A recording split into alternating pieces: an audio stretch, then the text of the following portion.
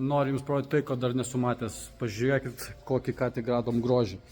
Žodžiu. Tas atvežė mums šitą ratlankį tam, kad mes jį suvirintume, išlygintume, nes čia yra įtrukimas. Buvo padanga uždėta, numontavom padangą ir štai kokį grožį mes pamatėm.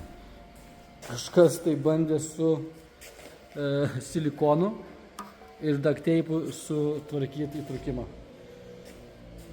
Žodžiu, padanga buvo tuščia, tai nežinau, ar čia iš vis laikė kažką tai. Klientas tai pirko tokią mašiną jau, ir tos sakė iš aukciono ar kaip. Bet esmė tokia, kad nu visko esam matę, bet kad kažkas tai bandytų suremontuoti įtrukimą su silikonu ir duct-tape'u dar neteko susidurti.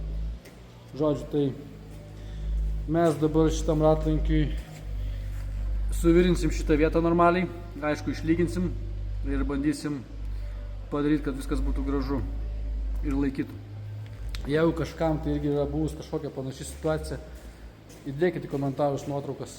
Tikrai norėčiau pamatyti dar kur nors, kur tokie dar cirkai vyksta.